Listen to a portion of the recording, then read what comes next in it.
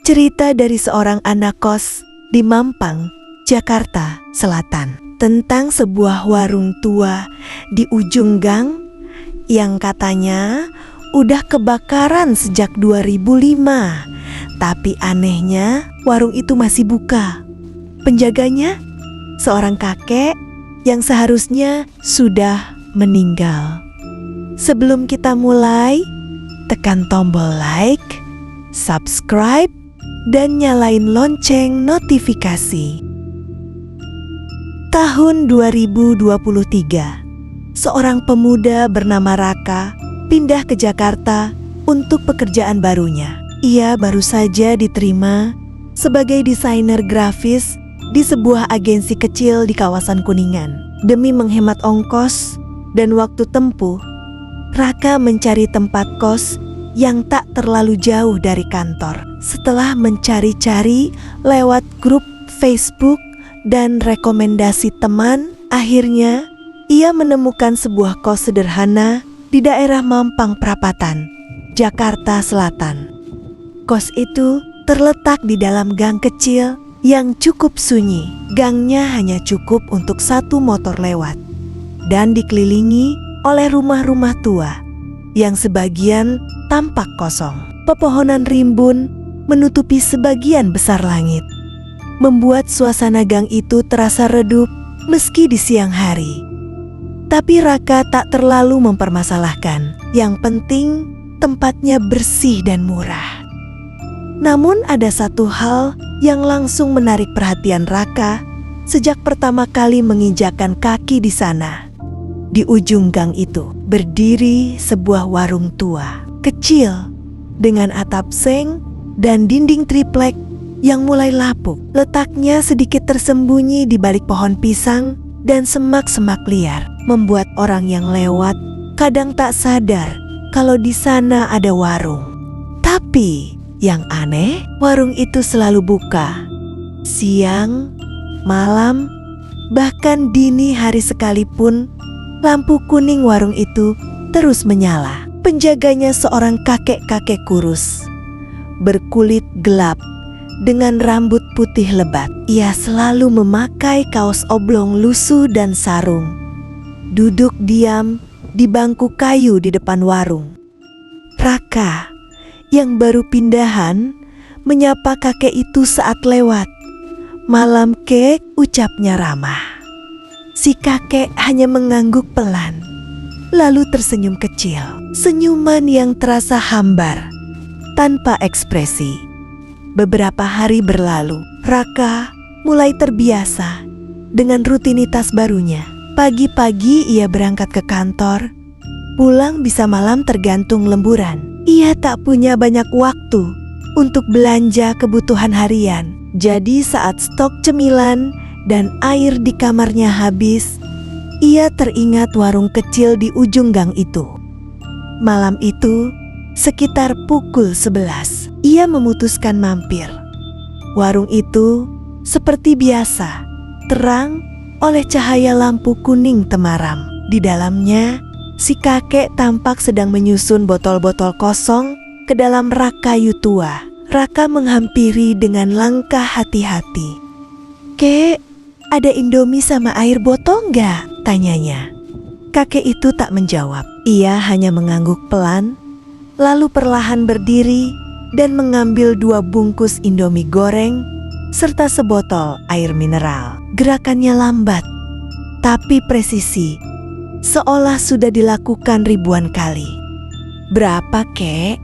tanya Raka. 15.000 aja, jawab si kakek dengan suara pelan dan berat, hampir seperti bisikan serak. Raka mengeluarkan selembar uang 20.000 dari dompetnya. Saat hendak menerima kembalian, si kakek hanya berkata, "Biarin aja, buat balik." Kening Raka berkerut. Buat balik? Maksudnya apa? Tapi ia tak menanyakan lebih lanjut. Barangkali hanya ucapan sopan si kakek saja. Ia pun mengucapkan terima kasih dan kembali ke kosan. Tapi sejak malam itu, ada sesuatu yang terasa tidak beres. Raka mulai memperhatikan sesuatu. Warung itu tak pernah tutup. Setiap kali ia lewat, bahkan pada jam-jam absurd seperti pukul 3 pagi atau subuh buta, warung itu selalu menyala terang. Si kakek juga selalu ada, duduk di posisi yang sama dengan ekspresi yang sama, tatapan kosong dan senyum kecil yang tidak pernah berubah. Awalnya, Raka mencoba berpikir logis. Mungkin si kakek memang tinggal di warung itu. Mungkin dia insomnia. Tapi siapa yang bisa berjaga 24 jam non-stop setiap hari tanpa terlihat lelah, tanpa berganti pakaian? Lalu kejadian itu datang. Suatu malam, Raka pulang dari kantor sekitar pukul 1:30 pagi. Hari itu hujan deras mengguyur Jakarta, membuat suasana gang makin gelap dan lembab. Raka menunduk sambil menutupi kepalanya dengan tas. Saat melewati warung si kakek, ia berhenti. Warungnya seperti biasa masih terang, tapi kali ini ada sesuatu yang lain. Ia mendengar suara tawa kecil. Tapi bukan suara tawa orang dewasa. Lebih mirip suara anak kecil, ringan dan menggema. Padahal tak ada satupun anak kecil yang tinggal di sekitar kosan, apalagi keluar rumah di jam segini. Raka menoleh ke warung. Kosong. Hanya si kakek di sana, duduk di tempat biasa. Tapi kini, tatapan matanya tak lagi kosong. Ia menatap langsung ke arah Raka. Mata itu tak berkedip. Dalam, tajam, seperti sedang mengintip ke dalam jiwa Raka. Raka langsung menunduk dan mempercepat langkah. Ia tak ingin cari masalah, tapi perasaan tak enak menempel di tubuhnya sampai ia tiba di kamar. Ia kunci pintu kamar rapat-rapat, lalu rebah di kasur. Tapi saat menoleh ke arah jendela kecil di sudut kamar, ia membeku. Ada bayangan seseorang berdiri di balik tirai tipis jendelanya. Bayangan itu tinggi, kurus, dan diam, tak bergerak. Raka langsung bangkit dan membuka jendela. Tak ada siapa-siapa. Jalanan gang sunyi, lampu luar mati. Tapi saat ia kembali ke dalam, ia melihat sesuatu yang membuatnya benar-benar ketakutan. Di meja kecil, samping tempat tidurnya, ada 2 bungkus Indomie goreng dan 1 botol air mineral. Persis seperti yang ia beli malam itu di warung si kakek. Tapi masalahnya, ia tidak membawanya pulang. Ia tinggalkan di warung tadi karena hujan terlalu deras dan ia terlalu tergesa-gesa. Jadi, siapa yang meletakkannya di meja? Dan bagaimana bisa ada di dalam kamar yang terkunci?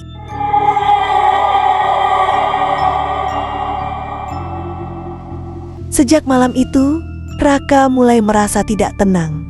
Bayangan seseorang yang berdiri di balik jendela, lalu munculnya barang-barang yang tidak pernah ia bawa pulang. Semua itu terus terbayang dalam pikirannya. Hari-hari berikutnya terasa berat. Ia sulit tidur. Setiap malam ia terbangun karena suara aneh dari luar kamar. Suara kursi yang diseret, ketukan pelan di dinding, atau kadang suara seperti orang memanggil namanya. Pelan, serak. Ia mencoba menganggap itu hanya stres karena pekerjaan. Tapi dalam hati kecilnya, Raka tahu ada sesuatu yang gak beres. Puncaknya terjadi 3 malam kemudian. Waktu itu Raka sedang duduk di teras kos sambil merokok. Pukul 1:15. Gang kecil di depannya gelap. Lampu-lampu jalan banyak yang mati. Tapi dari ujung gang samar-samar terlihat cahaya kuning. Cahaya dari warung si kakek. Dan malam itu Lampunya bukan cuma nyala, tapi berkedip-kedip, seperti ada gangguan listrik. Lalu disusul suara yang tak akan pernah dilupakan Raka seumur hidupnya. Suara ketukan, bukan ketukan pintu, tapi seperti benda keras dipukulkan ke lantai kayu.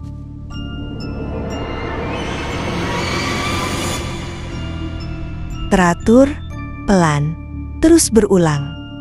Raka berdiri, badannya dingin, keringat dingin mulai muncul di pelipis. Ia berjalan pelan ke depan pagar kos, menatap ujung gang.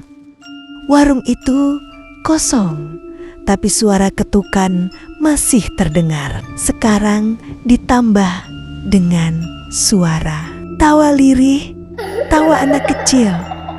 Raka berbalik hendak masuk, tapi langkahnya terhenti saat temannya sesama anak kos, Fahri, keluar dari kamar dan menghampirinya.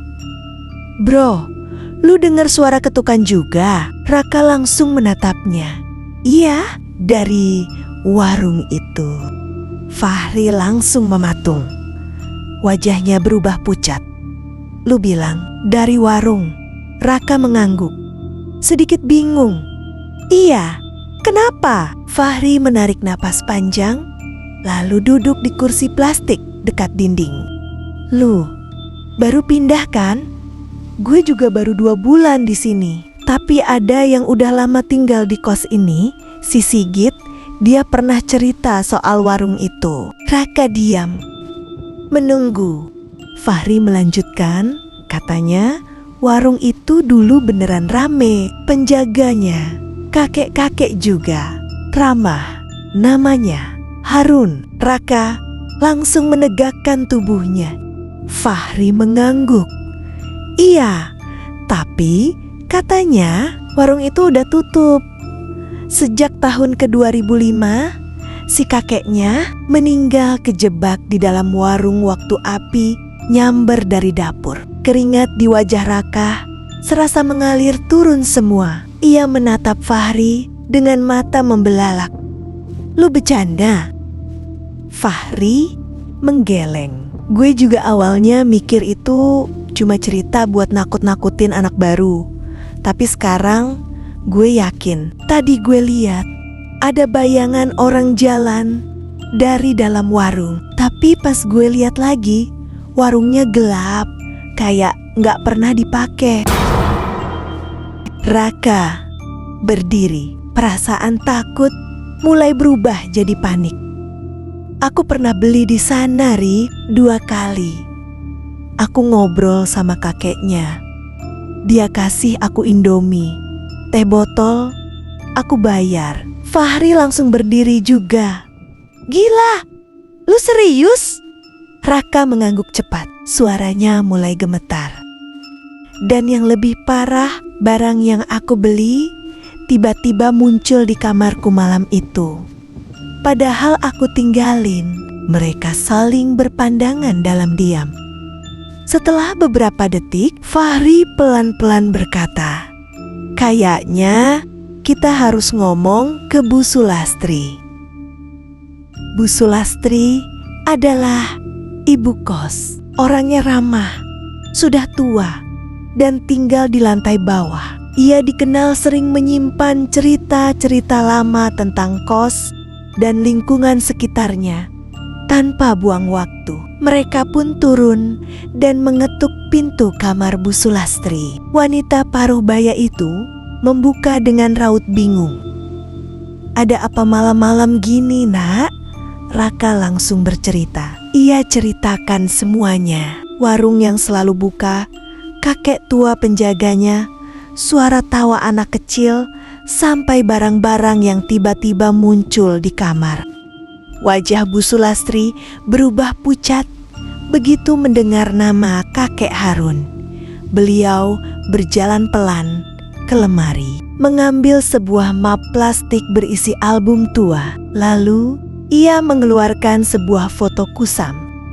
"Ini foto lama waktu masih ada warung di ujung gang itu. Dulu tempatnya rame. Ini kakek Harun." Raka dan Fahri menatap foto itu, dan Raka langsung tercekat.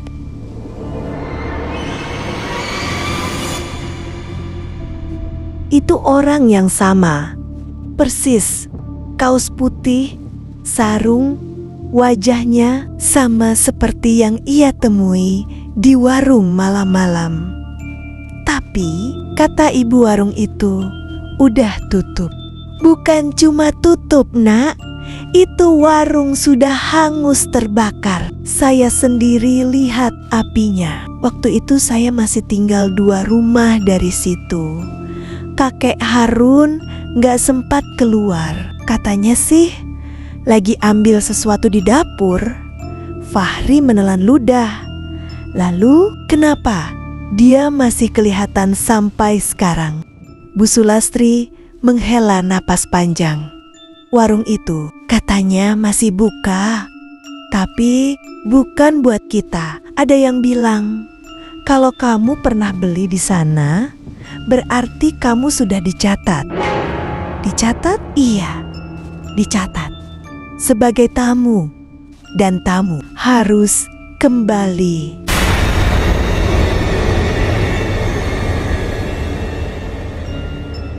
Suasana kamar Bu Sulastri malam itu berubah jadi tegang. Hanya suara detak jam dinding yang terdengar mengisi keheningan. Raka dan Fahri masih terpaku menatap foto lawas kakek Harun, penjaga warung yang menurut penuturan Bu Sulastri sudah meninggal nyaris 2 dekade lalu. Tapi sosok itu masih sering mereka temui, masih hidup, masih tersenyum, masih menjaga warung. Raka perlahan duduk, wajahnya pucat, tangannya gemetar saat memegang foto itu. Ia memandangi wajah si kakek, mencoba mencari jawaban logis, tapi tak ada. Sementara Fahri masih berdiri dengan ekspresi bingung dan takut. Ia akhirnya bersuara, "Bu, kenapa warung itu bisa muncul lagi? Padahal udah lama kebakaran." Bu Sulastri menatap Fahri, lalu beralih ke Raka. "Kalian tahu kenapa saya jarang menyewakan kamar paling ujung?" Tanyanya pelan. Raka mengangguk pelan. "Ya, itu kamar yang paling dekat sama ujung gang, tepat di seberang warung itu." Fahri ikut duduk di samping Raka. "Kenapa, Bu? Memang kenapa kamar itu?" Bu Sulastri menarik napas dalam-dalam, lalu memulai ceritanya. Dulu, sekitar tahun 2010, ada anak kos juga yang tinggal di kamar itu. Namanya Dani. Anaknya pendiam, tapi sopan dan rajin. Saya ingat banget, dia juga sering ke warung itu. Raka dan Fahri saling menatap. Rasanya cerita ini akan jadi kunci semua misteri yang mereka alami. Sampai suatu malam, lanjut Bu Sulastri, Dani keluar kamar sekitar jam 2 pagi. Ada tetangga yang sempat lihat dia jalan ke arah ujung gang. Tapi sejak itu, dia gak pernah kembali. Raka terperanjat. "Hilang?" "Iya, saya lapor ke RT. Polisi, bahkan keluarga Dani dari luar kota datang. Tapi gak ada yang nemu dia. Kamarnya terkunci dari dalam. Tapi Dani gak ada. Gak ada jejak, gak ada barang yang hilang. Seolah-olah dia lenyap begitu aja." Fahri mulai menggeser dudukannya menjauh dari jendela. Wajahnya tegang. "Terus gimana, Bu, bisa yakin itu karena warung?" Bu Sulastri berdiri, berjalan ke rak lemari kecil, lalu mengambil satu benda lagi. Sebuah kantong plastik putih kusam dengan bekas gosong di salah satu sudutnya. Ia membukanya perlahan. Di dalamnya ada satu bungkus mie instan dan sebotol teh botol yang sudah berubah warna, seolah tertinggal bertahun-tahun. Bungkusnya mulai mengelupas dan labelnya menguning. Ini ditemukan di atas kasur Dani pagi setelah dia hilang. persis kayak yang kamu ceritain tadi, Nak Raka. Raka mundur, wajahnya pucat. Aku juga nemu barang yang sama di kamarku, ucapnya pelan, hampir seperti bisikan. Bu Sulastri duduk kembali, matanya serius. Semenjak itu, saya nggak pernah sewain lagi kamar paling ujung. Tapi kejadian aneh terus berulang. Ada beberapa anak kos yang bilang masih suka lihat lampu warung nyala. Ada suara ketukan, tawa anak kecil, bahkan bayangan orang tua di jendela. Fahri berdiri, mulai panik. Bu, berarti kakek itu arwah? Saya nggak tahu pasti, jawab Bu Sulastri jujur. Tapi satu hal yang saya pelajari, warung itu muncul hanya untuk orang tertentu. Orang tertentu, orang yang butuh sesuatu, orang yang pikirannya sedang kacau, stres, sepi, kesepian. Warung itu seolah muncul memberi apa yang mereka cari, tapi sebagai gantinya, warung itu menuntut sesuatu. Raka gemetar. Menuntut apa? Bu Sulastri menatap dalam ke arah Raka. Menuntut, kamu balik? Hah? Kamu udah belanja di sana? Udah nerima barang? Udah berinteraksi? Artinya kamu udah masuk ke dalam daftar tamunya? Dan tamu harus kembali. Fahri berdiri. Bu, ini udah gak masuk akal. Kalau warung itu bisa bikin orang hilang, kenapa gak dari dulu ditutup aja? Dihancurin, diadain pengusiran? Bu Sulastri menggeleng. Warung itu udah gak ada secara fisik. Yang kamu lihat itu bukan warung biasa. Itu jejak tempat yang gak bisa dihancurkan pakai cara manusia. Karena tempat itu menyimpan rasa yang ditinggal mati, rasa yang gak selesai. Raka tertunduk, nafasnya mulai berat. Lalu aku harus gimana, Bu? Bu Sulastri menatapnya dalam-dalam, kemudian berkata dengan suara pelan, kamu harus kembali sekali lagi ke warung itu. Tapi jangan untuk beli, jangan bawa dompet, jangan ngomong apa-apa. Cukup berdiri dan tatap kakeknya, lalu balik. Jangan tunggu dia bicara. Jangan ambil apapun, jangan jawab apapun. Raka menelan ludah. Lalu, kalau kamu bisa pulang dan gak mimpi warung itu lagi, artinya kamu berhasil lepas. Fahri menepuk bahu Raka. Bro, yakin mau balik ke sana? Raka tak menjawab. Tapi dalam hatinya, ia tahu ia tidak punya pilihan lain. Malam itu, Raka berdiri sendiri di depan pintu kamarnya. Napasnya berat, tangan gemetar, dan pikirannya kalut. Ia tahu, keputusan untuk kembali ke warung itu bukan pilihan yang mudah. Tapi setelah mendengar semua penjelasan dari Bu Sulastri, satu hal jadi jelas. Kalau dia nggak kembali malam ini, warung itu akan terus datang, bahkan saat dia sedang tidur. Waktu sudah menunjukkan jam 1:47 dini hari. Gang kosan sudah sunyi. Lampu-lampu jalan meredup, sebagian bahkan padam. Fahri menunggu di dalam, menolak ikut. Lu harus jalanin ini sendiri, bro, katanya. Tapi gue akan jagain dari jauh. Dengan langkah berat, Raka berjalan menuju ujung gang. Udaranya lembab, angin malam seperti bisik-bisik dingin yang menampar tengkuknya. Sepanjang jalan, ia hanya bisa dengar suara langkah kakinya sendiri dan detak jantungnya yang makin tak karuan.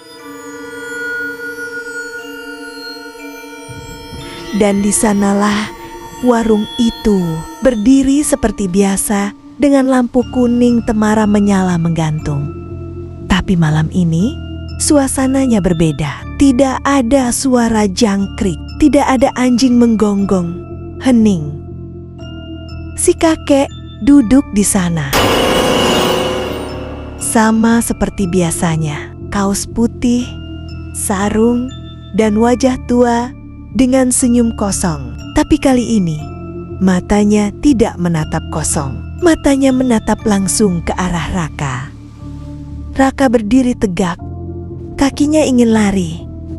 Tapi tubuhnya membeku. Ingat pesan Bu Sulastri, jangan bicara. Jangan ambil apapun. Jangan tunggu dia bicara. Tatap, lalu pergi. Ia melangkah pelan. 1, 2, 3 langkah. Kini hanya berjarak 5 meter dari warung itu. Si kakek masih menatap. Dan kemudian senyum itu melebar. Terlalu lebar. Tak masuk akal. Seperti mulutnya bisa merobek wajahnya sendiri. Kamu datang lagi, Raka. Suara itu berat, dalam. Tapi Raka tetap diam. Ia menahan napas, menahan getaran di dadanya, menatap lurus. Kamu belum bayar hutang? Jantung Raka berdegup kencang. Tapi ia ingat, jangan jawab, jangan beri reaksi, jangan tanya kenapa. Ambil ini. Terakhir, tangan si kakek menyodorkan plastik putih berisi 1 bungkus mie, teh botol, dan sesuatu yang baru. Potongan kain hangus.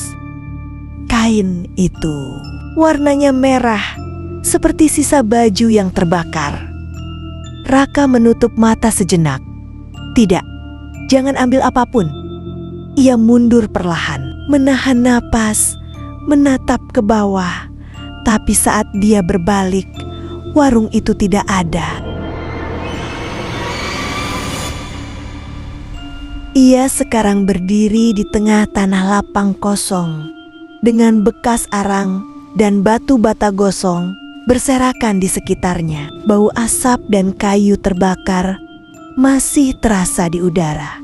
Tak ada kakek, tak ada bangku, tak ada lampu. Raka mengangkat wajahnya dan ia melihat di dinding belakang salah satu rumah kosong. Ada lukisan hitam gosong, seolah terbakar dari dalam, membentuk sosok wajah seorang kakek tua tersenyum. Tanpa pikir panjang, Raka lari sekencang mungkin. Nafasnya tercekat, tubuhnya gemetar. Ia tak berani menengok ke belakang. Rasanya seperti dikejar sesuatu yang tidak terlihat. Tapi ia terus lari. Lari sampai akhirnya tiba kembali di depan pagar kos. Fahri langsung membukakan pintu. Bro, lu gila? Lu ngilang 1 jam lebih. Gue hampir nelpon warga. Raka hanya terdiam. Ia terduduk di lantai. Wajahnya pucat pasi. Baju basah oleh keringat dingin. Tapi malam itu, ia selamat. Esok paginya, Raka memutuskan untuk pindah kos. Ia tak bilang ke siapapun soal kejadian semalam, kecuali ke Fahri dan Bu Sulastri. Mereka mengerti. Bahkan Bu Sulastri sendiri hanya berkata, kalau kamu masih bisa tidur malam ini tanpa mimpi warung itu lagi, berarti kamu sudah dibebaskan. Raka pindah ke kos baru di daerah Tebet. Lebih ramai, lebih terang, lebih hidup dan benar. Malam pertama tidak ada mimpi. Malam kedua tidak ada suara. Malam ketiga tidak ada ketukan. Tapi di malam keempat, di dalam kamarnya yang baru, Raka membuka pintu. Kulkas kecil yang ia beli dari marketplace dan di dalamnya tertata rapi 1 bungkus Indomie, 1 botol teh botol, dan selembar kain hangus berwarna merah.